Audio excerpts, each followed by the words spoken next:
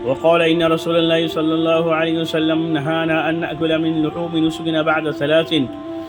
এটি মুসলিম শরীফের একটি হাদিস।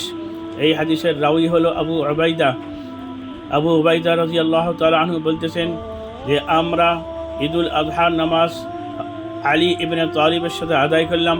তো উনি নামাজ আদায় করার পরে আমাদেরকে বললেন যে নবী করিম সাল্লাল্লাহু আলাইহি ওয়াসাল্লাম আমাদেরকে নিষেধাজ্ঞা করিয়েছে যে কুরবানির গোশত 3 দিন পর্যন্ত খাইতে পারবা, এরপরে খাওয়া যাবে না।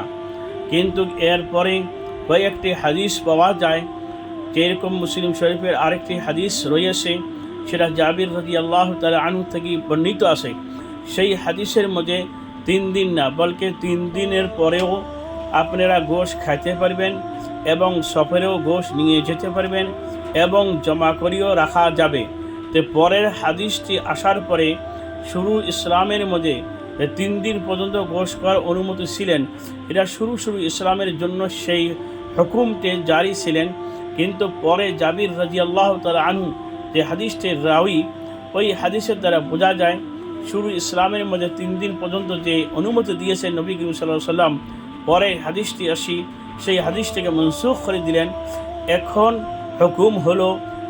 ইসলামের হুকুম হলো যে 3 দিনের পরেও আপনারা কুরবানির গোশত খেতে পারবেন এবং জমা করে রাখারও অনুমতি আছে। আশা করি নবী করিম সাল্লাল্লাহু আলাইহি ওয়াসাল্লামের 2টি হাদিস আমি বর্ণনা করলাম, এই হাদিস মোতাবিক যাতে আমরা আমল করতে পারি।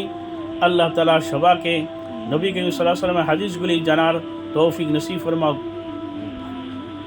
আমি সবাইকে বলবো, কারো যদি প্রশ্ন করার ইচ্ছে থাকে কমেন্ট বক্সে আপনারা প্রশ্ন করতে পারেন, যে কোনো ইসলামিক প্রশ্ন করতে পারেন, ইনশাআল্লাহ আমি জবাব দেওয়ার চেষ্টা করব।